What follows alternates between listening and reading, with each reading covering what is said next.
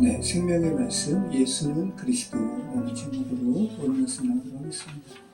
자, 지난주 말씀 한번 기억해 보세요. 지난주 말씀에는 교회가 발화되는 시작점에 있었던 두 가지 사실을 누가가 기록했어요.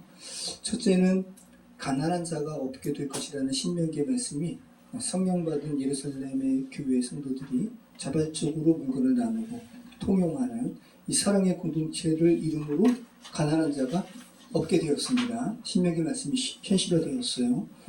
두 번째는 거짓과 같은 누룩이 하나님의 나라에는 있을 수 없음을 끝까지 하나님을 속이는 행위를 멈추지 않은 누구죠? 아나니아와 삽비라의 충격적인 죽음의 기사가 기록되었습니다.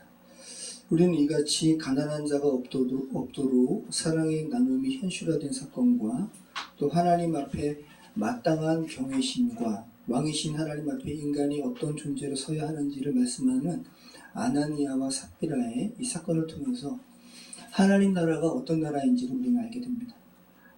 자, 하나님 나라는 어떤 나라예요? 말 그대로 하나님의 속성으로 가득한 나라예요.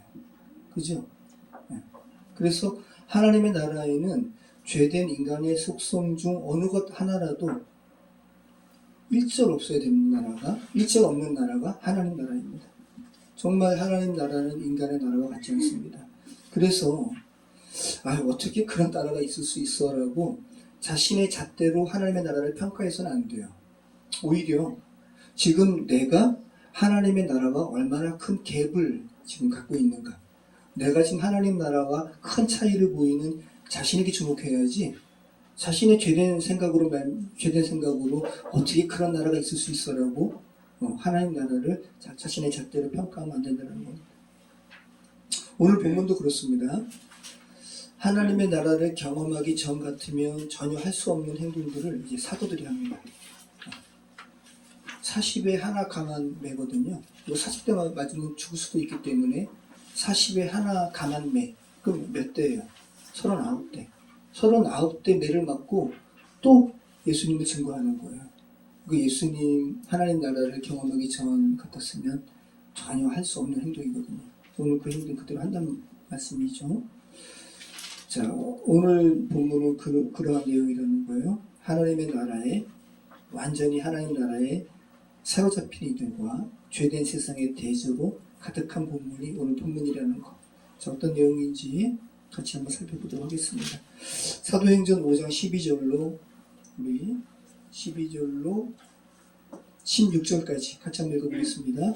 사도들의 손을 통하여 민간의 표적과 기사가 많이 일어나되 믿는 사람이 다 마음을 같이하여 솔로몬 행각에 모이고 그 나머지는 감히 그들과 상종하는 사람이 없으나 백성이 칭송하더라. 믿고 주께로 나오는 자가 더 많으니 남자의 큰 무리더라. 심지어 병든 사람을 메고 거리에다가 침대와 위에 누이고 베드로가 지날 때에 혹 그의 그림자라도 누구에게 닦을까 하라고. 예루살렘 부근에 수많은 사람들이 모여 병든 사람과 더러운 귀신에게 괴로움받는 사람을 데리고 와서 다 마음을 얻으니라.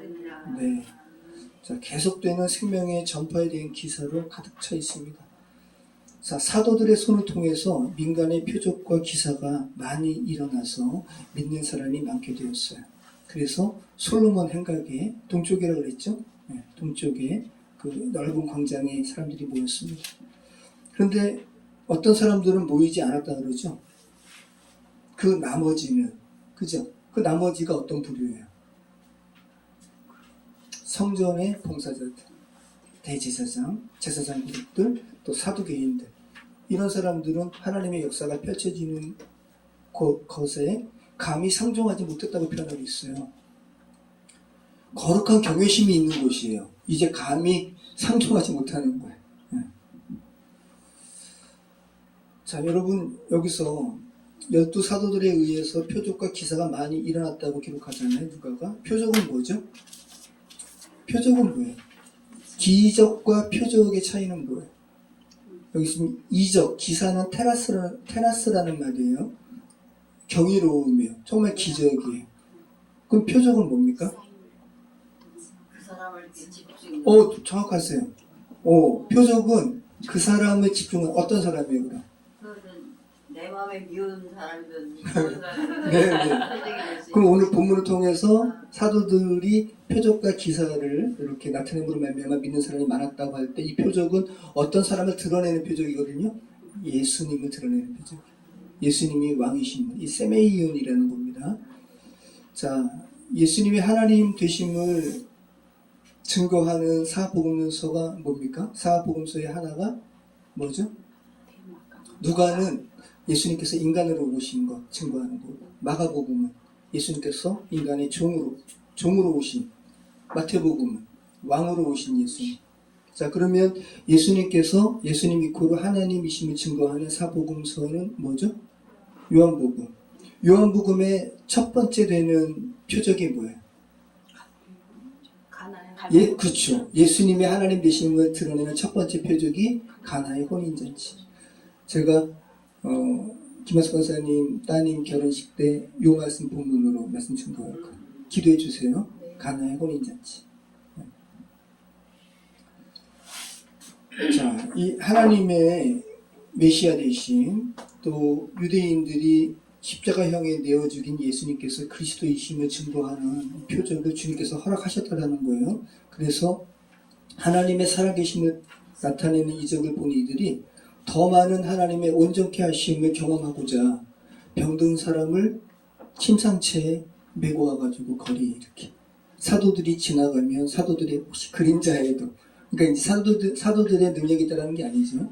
하나님의 통로가 된 사도들의 그림자로도 덮일까, 이런 바람으로 그렇게 몰고 왔다라는 거예요. 예수님께서 지금 이 시대에 오신다면 우리 조순호 성도님 예수님께서 고쳐주실 거예요. 그죠? 네. 정말요. 제가 이렇게 한번 파킨슨 병이 어떤 병인가 한번 제가 이렇게 찾아봤더니 꽤 많이 걸리네요. 1000명 중에 1명이 파킨슨 병에 걸린다고 해요. 여러분, 그러니까 결코 다운증후군 아시죠? 다운증후군 우리 주변에 별로 안 보이죠? 네. 어디 이렇게 장애인 공동체 가야지 보이죠? 네. 근데 여러분, 다운증후군이 우리나라 인구의 800명 중에 1명이 다운증후군이에요. 그걸 본다면 아직 우리나라는 복지국가가 아니에요. 네. 그런 사람들 많이 지금 시설 안에 가두고 있잖아요. 800명 중에 하나라는 것은 우리 이웃이라는 거거든요. 너무 자주 볼 수 있는 이들이 다운증후군입니다. 안 나와서 그러니까 죄된 세상의 나라, 복지, 재앙을 이렇게 이야기를 한다고 하더라도 하나님의 나라에 비한다면 정말 세 발의 피인 거죠. 그 예수님께서 조순호 성도님의 마음을 아세요. 어제 그 말씀하셨거든요. 지금 이제 올해 69세시잖아요. 지금 파킨슨병에 걸렸다면 아무 문제 없지. 근데 50대, 16년 전에 걸리셨으니까 직장 생활도 못 하시고 그 마음, 속상한 마음 주님께서 아신단 말이죠.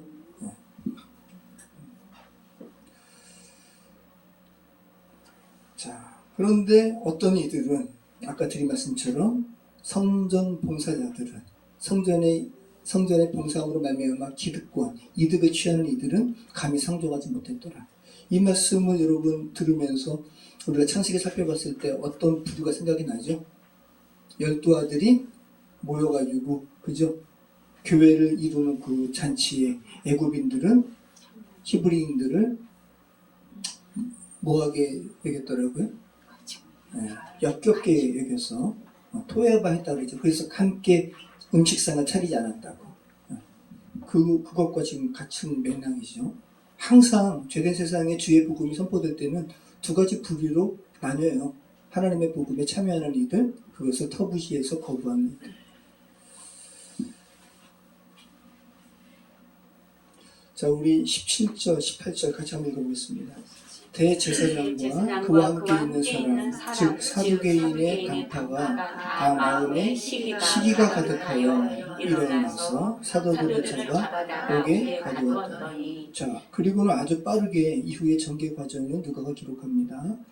대제사장 누구예요? 예수님을 죽인 그 대제사장이에요. 예수님의 이 십자가 사건과 얼마 지금 몇 개월 지금 지나지 않았거든요. 가야바입니다. 안나스의 사위예요.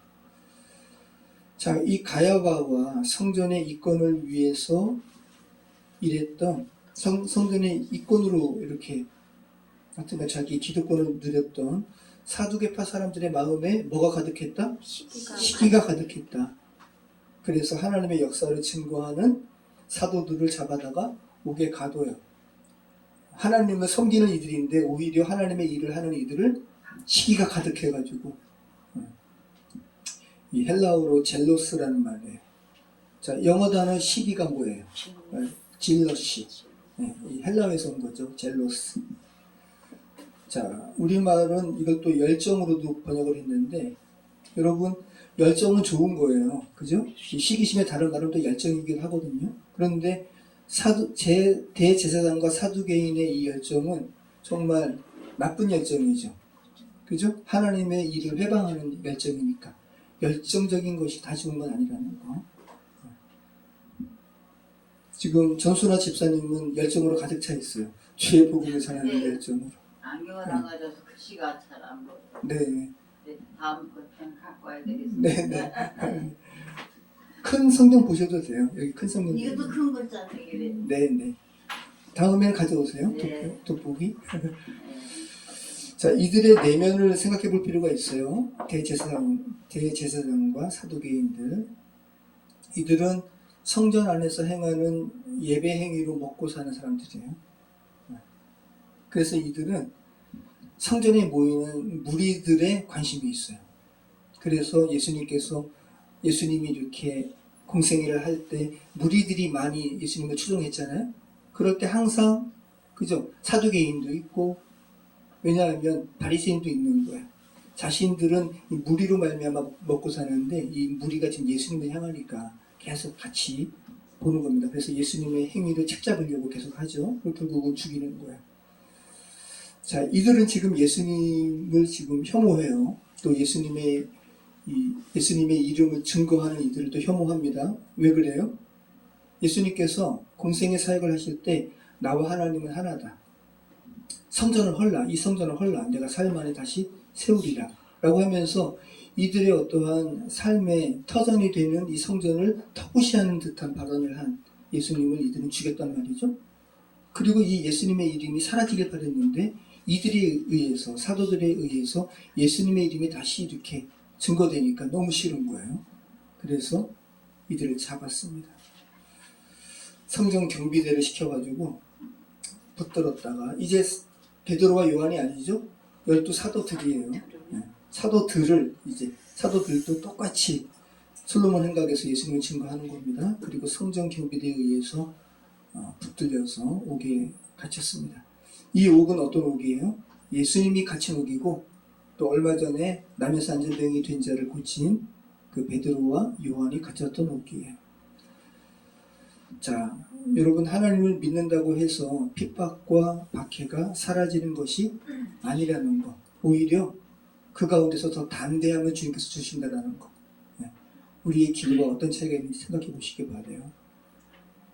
자, 19절에 놀라운 말씀이 있습니다. 천사가 나타납니다.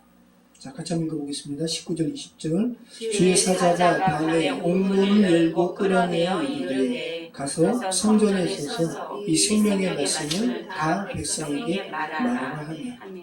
자, 이 생명의 말씀을 다 백성에게 말하라. 이 의미가 어떤 의미냐면 생명에 대해 어떤 것도 남기지 말고 다 전하라는 의미예요.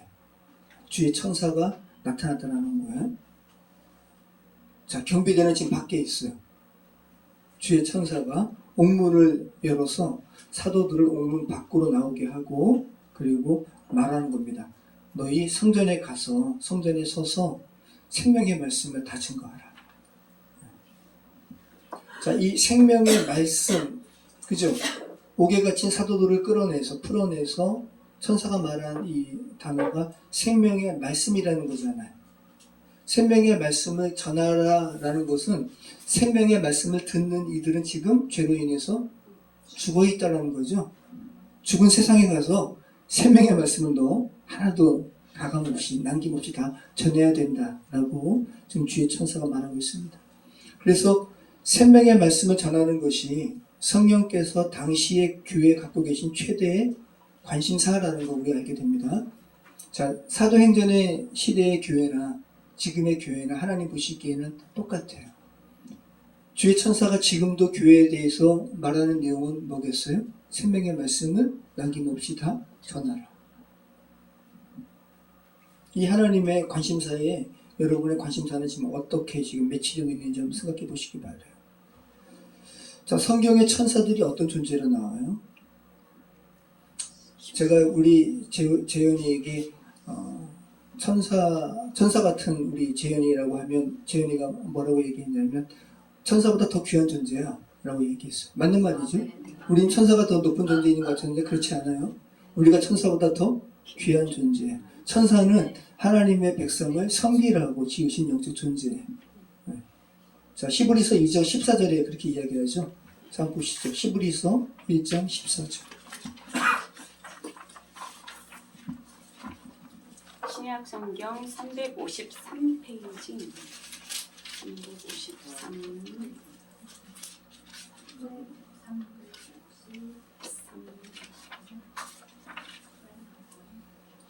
그래서 지금 우리는 천사에 대한 얘기 잘 안 하지만 성경이 굉장히 천사에 대해서 얘기 많이 하고 있다는 거. 그리고 분명한 것은 우리는 나중에 하늘나라 가면 알게 될 거예요.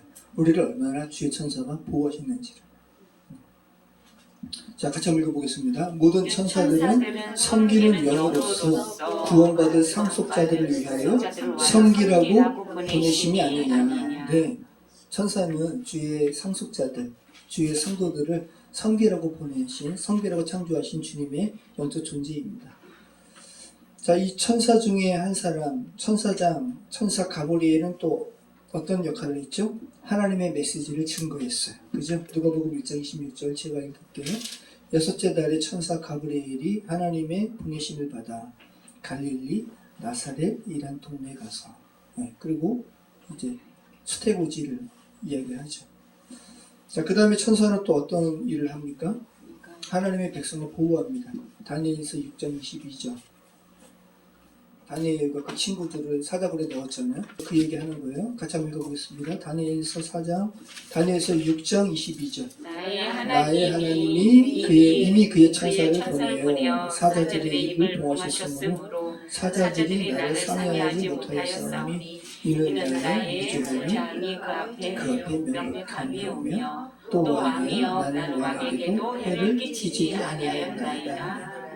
자, 그리고 이 말씀 더 가면 어떤 내용이 나와요? 다니엘을 모함하는 이들, 그들을 이렇게 던졌더니 땅에 떨어지기도 전에 사자들이 이렇게 뼈를 그냥 으깨버렸잖아요.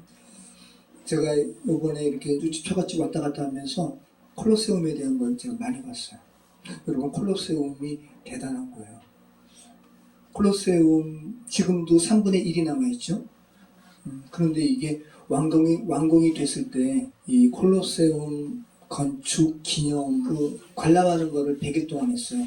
로마 시민들을 거기 콜로세움에 다 앉히고 해전을 벌였어요. 해전.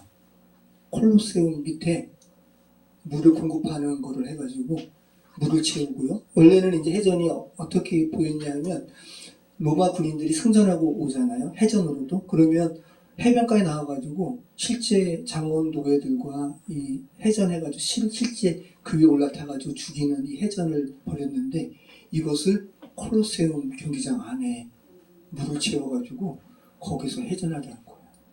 그리고 실제로 사륙하고. 그리고 당시에 최고의 인기 있는 사람들이 누구였냐면 검투사. 검투사끼리. 이 검투사는 오늘날 UFC가 아니에요. 그냥 적당히 심판해가지고 뭐 죽일 정도로까지는 탁 멈추는 게 아니라 실제로 악한 나라. 그리고 당시에 5,000마리의 맹수가 있었대. 그러니까 아프리카든 뭐든 잡아와가지고 여기서 맹수와 사람과 싸우게 하고.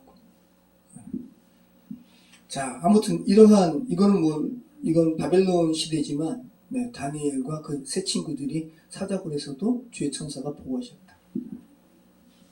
자, 그리고 여호와의 사자는 천사는 또 어떤 일을 행합니까? 용기를 줍니다.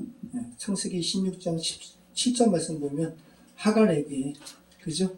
광야의 생물결에서 막 죽게 되었다고 막 할 때 하나님의 사자가 나타나서 용기를 주죠.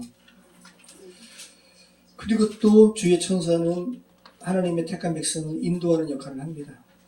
자, 아무튼 주의 사자가 밤에 옥문을 열고 주의 사도들을 이렇게 이끌어내는 것을 통해서 우리가 알 수 있는 것은 뭐예요?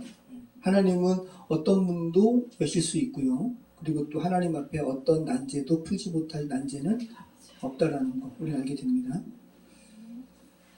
자, 우리 21절로 우리 26절 말씀까지 같이 읽겠습니다. 그들이 듣고 새벽에 성전에 들어가서 가르치더니 대제사장과 그와 함께 있는 사람들이 와서 공회와 이스라엘 족속의 원로들을 다 모으고 사람을 옥에 보내어 사람들을 잡아오라 하니 부하들이 가서 옥에서 사도들을 보지 못하고 돌아와 이르되 우리가 보니 옥은 든든하게 잠기고 지키는 사람들이 문에 서 있으되 문을 열고 보는즉 그 안에는 한 사람도 없더이다 하니 성전 맡은 자와 제사장들이 이 말을 듣고 의혹하여 이 일이 어찌 될까 하더니 사람이 와서 알리되 보소서 옥에 가두었던 사람들이 성전에 서서 백성을 가르치더이다.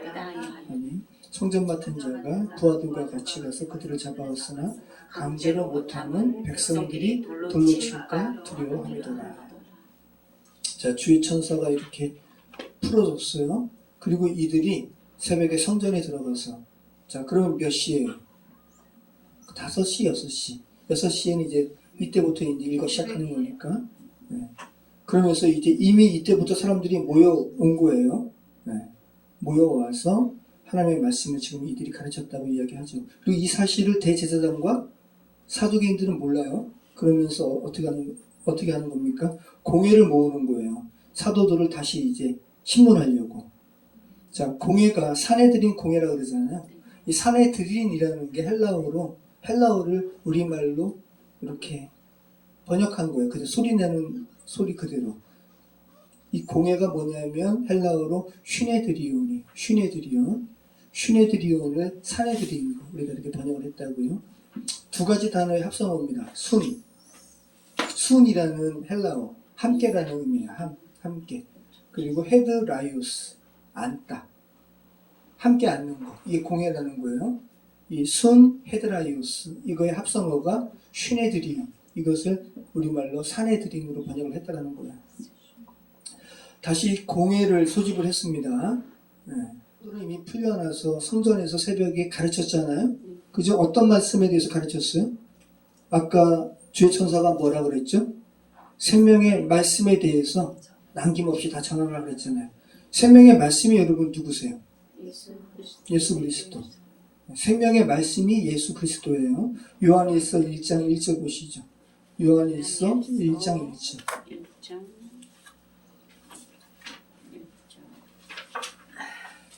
자, 말씀이 보이지 않는 이 말씀이 예수 그리스도라는 거예요. 여러분 기억하시기 바라요. 신약성경 387페이지.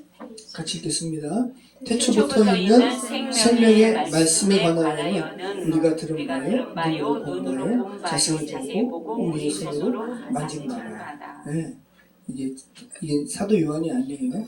요한이라는 장로가 기록한 요한일서 서신 말씀 보면 태초부터 있는 생명의 말씀이 육신으로 오셨다. 우리가 그를 만진 바 되었다. 우리가 그의 목소리를 들었다. 우리가 봤다. 라고 지금 말씀하고 있는 거예요. 자, 이제 사도들, 이제 새벽에 성전에서 주의 말씀을 가르치는 사도들은 이제 이전의 사도들과는 전혀 질적으로 다른 존재가 되었어요.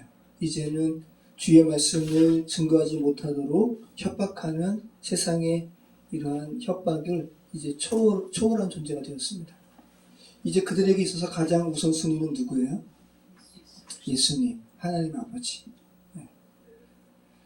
자, 그리고 오히려 성전 맡은 자가 부하들과 함께 같이 가서 그들을 잡아왔지만 강제로 하지는 못했다 그러죠? 아마 막 억지로 이렇게 포박해가지고 데려온 게 아니라, 그죠? 말로 다시 공회로 여러분 공회에 소집이 되었습니다라고 말로 이야기하면서 데리고 왔다라는 거예요. 그 이유는 이 사도들을 추종하는 일이 너무 많아서 꼭 예수님 때 예수님을 죽이고자 했지만 사람들을 의식해가지고 그저 마음만 이렇게 분을 품었다는 것과 지금 똑같죠. 그러니까 사도들이 제자들이 예수님처럼 똑같이 사람 고치고 병을 낫게 하고 말씀을 전하는 이 행위가 똑같이 되었다는 거. 그래서 그리스도인이에요. 그리스도께서 그 안에 계신 사람들. 자, 우리 27절로 28절 말씀 같이 읽겠습니다. 그들을 끌어다가 공회 앞에 세우니 대제사장이 물어 이르되 우리가 이 이름으로 사람을 가르치지 말라고 언금하였으되 너희가 너희 가르침을 예루살렘에 가득하게 하니 이 사람의 피를 우리에게로 돌리고자 함이로다. 여러분 보세요. 이 사두개인과 이 제사장들이 사도들에게 하는 말을 보세요. 예수라는 이름을 입 밖에 내지 않죠. 그죠? 이 이름이라고 제3자가 이렇게 말하듯이 관조적으로 표현하고 있잖아요. 이 이름으로 사람을 가르치지 말라고 우리가 언급했잖아. 그리고 예수의 피도 아니에요. 이 사람의 피. 그러니까 예수의 이름을 의도적으로 언급하지 않는 거야. 지금 이들은 예수의 이름으로 어떤 일이 벌어지고 있는지를 지금 눈으로 목도하고 있는 거야. 그리고 그것으로 자신들의 입지가 약화되는 것을 알기 때문에 예수라는 이름을 의도적으로 말을 안 해요. 자, 그리고 얼마 전에는 베드로가 잡혀가지고 사내들인 앞에서 어떻게 했어요? 예수의 죽음의 원인이 공에 너희에게 있다라고 이야기했잖아요. 그러니까 그 예수라는 사람의 죽인 이 책임이 자기한테 있으면 인정하지 않으려고 그러는 거예요. 의도적으로 이야기하지 않고 있어요. 자, 우리 29절로 32절 같이 읽겠습니다. 29절, 32절까지. 베드로와 사도들이 대답하여 이르되 사람보다 하나님께 순종하는 것이 마땅하니라. 너희가 나무에 달아 죽인 예수를 우리 조상의 하나님이 살리시고 이스라엘에게 회개함과 죄사함을 주시려고 그를 오른손으로 높이사 임금과 구주로 삼으셨느니라. 우리는 이 일의 증인이요 하나님이 자기에게 순종하는 사람들에게 주신 성령도 그러하니라 하더라. 여기서 중요한 말씀이 있죠. 베드로와 사도들이 뭐라고 이야기합니까? 우리가 사람보다 하나님께 순종하는 것이 마땅하다. 그러면서 예수의 죽음의 이 형태를 이야기하고 있죠. 너희가 나무에 달아 죽인 예수. 자, 나무에 달린 자는 어떤 자예요? 김종호 목사님, 나무에 달린 자는 어떤 자예요? 성경에서. 네? 저주받은 자예요. 저주받은 자. 성경에서 신명기에 나무에 달린 자는 저주받은 자라고 이야기하는 거예요. 자, 한번 갈라디아서 우리 3장 13절 말씀 보죠. 그러니까 의도적으로 예수님의 죽음의 형태를 이야기하는 거예요. 예수님께서 나무에 달려 죽으셨다. 너희가 나무에 달았다. 근데 그가 살았다. 그러니까 저주받을 만한 자가 아니었다라는 거죠. 갈라디아서 3장 13절 같이 읽겠습니다. 그리스도께서 우리를 위하여 저주를 받은 바 되사 율법의 저주에서 우리를 생각하였으니 기록된 바 나무에 달린 자마다 저주 아래 있는 자는 세였습니다. 네, 신명기 말씀은 나무에 달려 죽은 자는 하나님께 저주받아 죽은 자라고 이렇게 기록하고 있는데, 그러면서 제자들은 의아한 거예요. 근데 왜 예수님께서 나무에 달려 죽으셨을까? 그죠? 그런데 그런 예수님을 하나님께서 다시 살리셨다면, 그죠? 예수님은 저주받아 죽을 뿐이 아니고 오히려 율법을 범함으로 저주받아 죽어야 할 사람들을 대신해서 죽으신 의로운 죽음이라는 것을 사도들이 깨달은 겁니다. 그리고 이게 초대교회의 예수님의 죽음에 대한 아주 핵심적인 주장이었어요. 선포였어요. 그리고 바울도 그 이야기 하는 거예요. 갈라디아서에서. 그리고 베드로는 오늘 공회 앞에서, 사내들인 앞에서 그 이야기 하는 겁니다. 유대인들이 예수를 죽였는데 하나님께서 다시 살리셨다면 예수를 죽인 그들의 판단이 어떻게 된 거예요? 잘못된 거죠. 또 예수를 죽인 그들의 행위가 잘못된 것이고 예수를 죽인 그들의 선택이 잘못됐음을 지금 베드로와 사도들이 이야기하는 거예요. 이 이야기하니까 대제사장과 사두개인들이 지금 어떻게 해요? 크게 노합니다. 그리고 이들을 죽이려고 하는 거예요. 자, 33절부터 우리 33절 말씀 같이 한번 읽어보겠습니다. 그들이 듣고 크게 노하여 사도들을 없이 하고자 할세. 네. 사내들이는 종교적인 이유로 사람 죽일 수 있습니다. 그럴 권한이 있어요. 그러면서 여기서 없이 하고자 할세라고 이렇게 번역한 게 뭐냐면 아나이레오라는 말이에요. 사형에 처하다, 죽이다, 제거하다. 신약에 이 아나이레오, 사람을 죽인다라는 말이 23번 나와요. 신약 성서에. 근데 그 중에서 18번이 사도행전에 나와요. 그러니까 사도행전은 하나님의 말씀을 증거하지 못하도록 죽이는 내용으로 가르쳐 있어요. 그런데 사도들은 그러한 위협에 굴복하지 않고 담대히 하나님의 말씀을 증거해요. 이게 사도행전의 내용입니다. 여러분, 오늘날도 주의 말씀을 전하면 사람들이 여러분을 좋은 눈으로 안 봐요. 그죠? 그리고 거기에 위축이 돼서 복음 전하지도 않고. 그런데 사도들은 담대하게 전한다는 말씀이죠. 오늘 말씀을 통해서 다시 한번 자신의 신앙적인 것과 한번 비교해 보시기 바랍니다.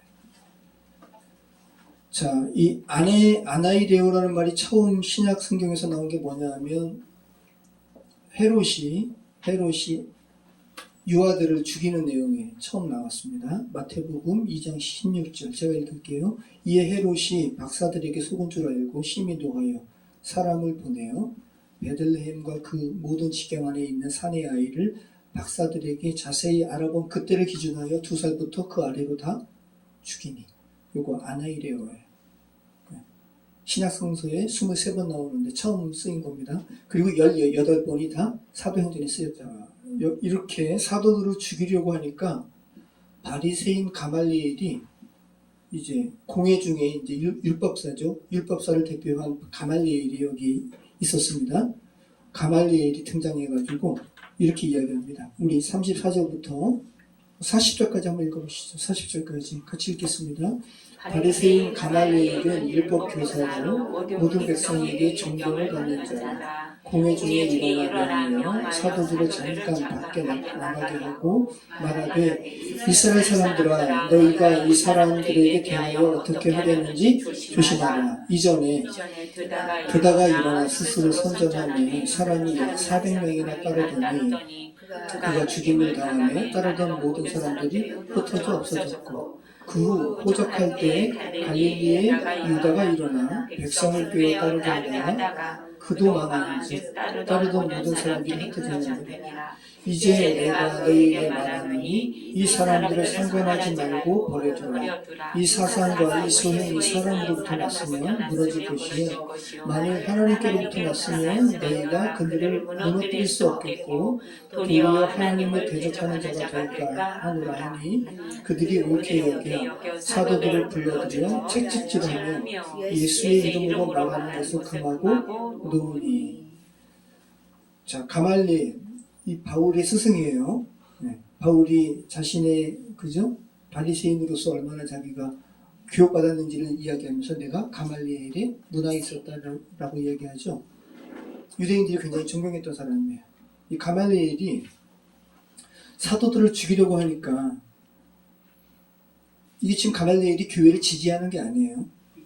그게 아니라 가말리엘은 하나님께 굉장히 집중한 거예요. 만약에 정말 하나님의 일이면 죽이면 안 되잖아요. 이 신중함의 이야기하는 겁니다. 야 얘들아 좀 멈춰봐라 라고 이야기하면서 두 사람을 언급을 합니다. 예전에 드다라는 사람이 일어나서 400명이 그를 따랐다. 그죠? 이게 지금 BC 기원전 4년에 헤롯의 죽음을 전후해서 굉장히 반란자들이 많이 일어났다 그래요. 그 중에 한 사람이에요. 근데 그가 이렇게 일어나가지고 이렇게 사람들이 그를 막 따랐는데 400명이나 따랐는데 그가 죽은 다음에 그 운동이 흐지부지 됐잖아. 만약에 하나님으로부터 일어난 운동이 아니면 이 사도들의 이 행위 멈춰질 거야. 근데 만약에 정말 하나님의 일이면 어떡하냐? 그죠? 그러면서 그러면서 죽이지 말 것을 지금 이야기하는 거죠. 그리고 한 사람 더 이야기하는 거예요. 유다예요, 유다.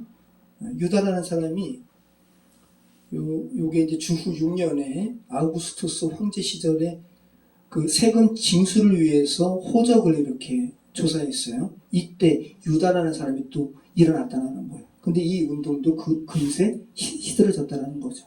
이 두 사람의 예를 들면서 사도들을 해야지 말 것을 이야기하는 거예요. 하나님께서 가말리엘을 통해서 사도들을 보호하신 거예요. 그죠? 네. 근데 가말리엘이 교회를 지지한 것은 아니라는 거. 오히려 가말리엘의 제자 바울이 그저 예수님 믿는 사람들을 죽이려고 잡으려고 다마스의 도성에 가다가 예수님 만나는 거예요. 네, 참 하나님께서 이렇게도 역사하신다는 걸 우리는 알게 되죠. 그러면서 40절 말씀 보면 어떻게 하죠? 그들이 옳게 여겨 그러면서 공회원들이 사내들인 사람들이 이제 가말리엘의 제안을 옳게 여겼어요. 하나님은 제작하면 안 되니까. 그러면서 사도들을 불러들여서 채찍질합니다. 이 채찍질이 이게 40의 하나 가만매인 거예요. 자, 그 예수님의 죽음을 이렇게 잘 묘사한 그 영화 패션 오브 크라이스트 보면 채찍 가죽 채찍에 막 갈고리 쇠 뭐 이렇게 해가지고 예수님을 그렇게 한번 칠 때마다 그럼 살갗이 어떻게 되겠어요? 그죠? 근데 항상 뭐 그렇게 했는지 모르겠어요. 근데 항상 그렇게 안 했을 것 같아요. 일반적으로는 이 채찍에 가죽으로 만든 채찍에 가슴 한 대 치면 등을 2번 치는 거예요. 그러니까 죄수들을 꿇어서 무릎 꿇리고 가슴 한 대 치고 등 2번 치고. 그런데 너무 잔인하고 너무 아주 가혹한 이 태형이기 때문에 40대 이상 맞으면 죽는 거예요. 그러니까 신명기에서도 40대 이상은 때리지 말 것을 이야기하는 거죠. 그래서 보통 세다가 우리나라도 예전에 권장하면 한 대요, 2대요, 그죠? 이런 사람들도 하나님은 이 사람들이 경외하는 사람들인데 이 매를 가하면서 40대 세다가 헷갈릴 수 있잖아요. 그럼 40대 더 때릴 수도 있죠. 그럼 하나님께 죄를 짓는 거니까 39대에서 멈추는 거예요. 그래서 40대에서 하나 가만매를 바울은 몇 번 맞았다 그래요? 복음 증거하는 바울은 이 40대에서 하나 가만매를 몇 번 맞았다 그래요? 5번이나 맞았대. 그거를 고린도 후서 11장 24절에 교회를 허무는 이들에 대해서 그들의 말을 따르지 말 것을 이야기하면서 자신이 얼마나 하나님 앞에 헌신된 그런 사도인지를 이야기하면서 유대인들에게 40에 하나 가만매를 5번 맞았다고 이야기하는 거예요. 자, 그러면서 이제 기꺼이 사도들이 예수님의 이름을 위하여 능력받는 일에 합당한 자로 여기심을 기뻐하면서 이제 공의 앞을 떠나죠. 40에 하나 가만매를 지금 다 맞은 거예요. 자, 기뻐하면서 떠났어요. 40에 하나 가만매를 맞으면서 어떻게 기뻐할 수 있을까? 그럼 이들은 맞으면서 어떤 말씀을 생각했을 거예요. 그죠? 예수님의 말씀을. 어떤 말씀이겠어요? 마태복음 10장 32절. 누구든지 사람 앞에서 나를 시인하면 나도 하늘에 계신 내 아버지 앞에서 그를 시인할 것이요. 또 마태복음 10장 22절. 너희가 내 이름으로 말미암아 모든 사람에게 미움을 받을 것이나 끝까지 견디는 자는 구원을 얻으리라. 그리고 마가복음 13장 9절. 이걸 한번 보시죠. 정확하게 이 내용이잖아요. 마가복음 13장 9절. 같이 읽겠습니다. 너희는 스스로 조심하라. 사람들이 너희를 공회에 넘겨주겠고 너희를 회당에서 매질하겠으며 나로 말미암아 너희가 권력자들과 임금들 앞에 서리니 이는 그들에게 증거가 되려 합니다. 자, 그리고 마태복음 5장 11절도 한번 보시죠. 마태복음 5장 11절. 예수님 믿으면 주변 세상 사람들은 좋아하지 않는다고요. 예수님을 증거하면. 그런데 그렇게 멸시하고 그렇게 싫어한다고 해서 예수님을 증거하는 것을 포기하면 안 돼요. 그럼 여러분 증인이 아니죠. 자, 마태복음 5장 11절 같이 읽겠습니다. 나로 말미암아 너희를 욕하고 박해하고 거짓으로 너희를 거슬러 모든 악한 말을 할 때에는 너희에게 복이 있나니 기뻐하고 즐거워하라. 하늘에서 너희 상이 크니라. 너희 전에 있던 선지자들도 이같이 박해하였느니라. 아마 제자들은 그죠? 그리고 또 너희가 공회에 끌려갈 때 무슨 말을 할지 미리 염려하지 마라. 성령께서 할 말을 너희에게 주실 것이다. 이 모든 것이 생각나면서 기꺼이 40에 하나 감한매를 맞는 거예요. 그리고 기뻐하면서 그 다음에 어떻게 해요? 계속 또 예수를 그리스도라고 증언하는 겁니다. 42절 말씀 같이 읽겠습니다. 그들이 날마다 성전에 있든지 집에 있든지 예수는 그리스도라고 가르치기와 전도하기를 그치지 아니하니라. 자, 여러분 보세요. 오늘 말씀 보면 제가 제목 삼았죠? 생명의 말씀 예수 그리스도. 자, 여러분 보세요. 옥에 갇혀있던 죄수가 아니죠. 옥에 갇혀있던 사도들을 주의 천사가 이끌어내면서 뭐라 그랬어요? 너희 성전에 서서 생명의 말씀을 다 증거하라. 그죠? 근데 오늘 마지막 말씀은 뭐예요? 예수는 그리스도라고 가르치기와 전도하기를 그치지 아니하니라. 성전에 있든지 집에 있든지. 그럼 생명의 말씀이 뭐라는 거예요? 예수는 그리스도라는 거예요. 생명의 말씀이. 자, 보세요, 여러분.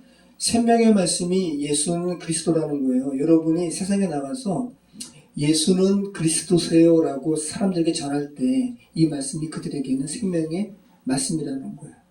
자, 그러면 왜 예수는 그리스도라는 말씀이 생명의 말씀일까요? 이 의미를 다 풀어보세요. 그러면 정말 생명의 말씀인 것을 여러분이 알게 돼요. 예수라는 이름의 의미가 뭐예요? 자기 백성을 저희 죄에서 구원할 자. 이게 예수라는 이름이에요. 그죠? 그러니까 그대로 한번 의미대로 서술해 보세요. 영원한 죽음에 처한 이들에게 자기 백성을 저희 죄에서 구원할 자라는 이름을 가진 자가 너희들이 그토록 대망했던 그리스도야 라고 이야기하는 거잖아요. 그리스도는 히브리어 메시아를 헬라어로 번역한 말이에요. 기름 부음 받은 자라는 거예요. 자, 그러면 구약에서 기름 부음 받은 자는 세 부류예요. 그러니까 예수는 그리스도라는 말에 자기 백성을 저희 죄에서 구원할 자라는 이름을 가진 예수님은 우리가 그토록 구약에서 대망했던 메시아야. 그리고 이분은 기름 부음 받은 자야. 왕이기도 하고 선지자이기도 하고 제사장이신 분이야. 라는 것을 말하는 것이 예수는 그리스도라는 의미예요. 자, 그럼 여러분, 선지자는 어떤 존재예요? 구약에서 선지자는 어떤 존재예요? 하나님의 길을 떠나서 계속 패망의 길을 가는 이들에게 너희 그 길로 가면 너희 멸망이야 라고 하나님의 뜻을, 하나님의 길을 알려준 자. 이게 선지자예요. 왕은 뭐예요? 말 그대로 왕이에요. 모든 통치자, 모든 다스리신. 그러니까 우리를 죽음에서도 우리를 일으키는 권세가 있는 분, 이분이 바로 왕이시죠. 예수님이라는 거예요. 자, 그리고 제사장은 또 어떤 거예요? 제사장은 하나님과 인간 사이에 다리 역할을 하는 거예요. 그래서 우리 각 사람의 마음을 다 체휼하시는 분. 네. 어저께 조순호 성도님께서 속상한 마음, 그죠? 처음 보셨는데 저한테 그 말씀 먼저 하셨잖아요. 그러니까 그게 지금 조순호 성도님 마음 가운데 아파하는 마음인 거예요. 하나님께서도 그 마음 아십니다. 예수님께서도. 이게 바로 제사장이죠. 자, 예수는 그리스도라는 의미가 이 모든 것이 다 있다는 거. 이게 바로 생명의 말씀이라는 거. 이것이 바로 그리스도인의, 기독교인의 마음 안에 가득 있어야 하는 메시지인 거예요. 그래서 예수 그리스도라는 말이 단순한 말이 아니라고요. 그리고 또 풀어서 여러분은 세상 사람들에게 증거할 수 있어야 돼요. 예수는 그리스도세요. 라고. 그리고 예수는 그리스도세요. 라고 말하고 다시 그 의미를 여러분이 이제 풀어서 설명을 하실 수가 있어야 돼요. 그래야지 죽음 가운데 있는 이들에게 하나님의 택하신 백성이면 귀가 열려지고 그 의미를 받게 되는 거죠. 교회 존재 목적은 바로 여기 있는 겁니다. 저희가 열린 도자기 교실하는 게 여기 있는 거예요. 그래가지고 어저께 제가 그 누구죠? 효성원방 가가지고 제가 이제 저는 이제 김수 집사님 전화번호가 없더라고요. 근데 아이 엄마는 있는데 그럼 내려가는 길에 한번 뵈면 누구예요? 엄부장님. 그래서 일반적으로는 복음을 전할 수가 없잖아요. 사람들이 있는데 뭐 그러니까 자연스럽지가 않잖아요. 그래서 저 물건 가지러 오라고 하면서 제가 그때는 전화를 했고 우리 권사님도 기도하시면서 수민이네 이렇게 봉사하시잖아요. 그죠? 봉사는 그냥 세상 일이고 궁극적으로는 복음을 전하도록 주님께서 보내신 거예요. 기도하시면서 전하셔야 된다고요. 이거는 저는 부끄러워 이런 게 아닌 거예요. 이번에 비전교회 저희 이제 10개 교회 이제 감리사님 교회 전도대원들이 한 20명도 오시고 10명도 오시고 또 목사님들도 10명 가까이 참여하셔가지고 연이어 2주 동안 큰소망교회랑 주님의 동산교회 이렇게 전도를 했는데 감리사님이 요번에 다시 한번 이렇게 말씀하시면서 이런 말씀하셨어요. 저는 굉장히 많이 이렇게 은혜가 됐는데 이 전도하기에 앞서서 이제 감리사님께서 말씀 전하신 거죠. 이렇게 말씀하셨어요. 자신에게 은혜가 충만해요. 은혜가 충만해서 전도의 자리에 참여해서 복음을 전할 수도 있지만, 그죠? 오히려 자신의 이 은혜가 지금 뭔가 이렇게 다시 이렇게 좀 퇴색되고, 그죠? 자신의 상태가 영적으로 무기력할 때 오히려 전도의 자리에 가게 되면 다시 성령의 능력으로 이렇게 새로운 힘을 공급받을 수 있다. 맞는 말씀이죠. 그러니까 핑계댈 게 아니라는 거예요. 오늘 본문도 초대교회의 생명력이 사도들 그 안에 있지 않다는 것을 계속 말씀하고 있잖아요. 그래서 하나님께서 공급해 주시는 것임을 우리는 알게 됩니다. 자, 오늘 사도행전에서 살펴보는 우리가 계속 이렇게 맞닥뜨리게 되는 초대교회의 성령 충만함이, 그죠? 토기장이의 집에 현장에도 있기를 축원하고 저와 여러분의 10년 가운데서도 삶 가운데서도 있기를 축원합니다. 기도하겠습니다.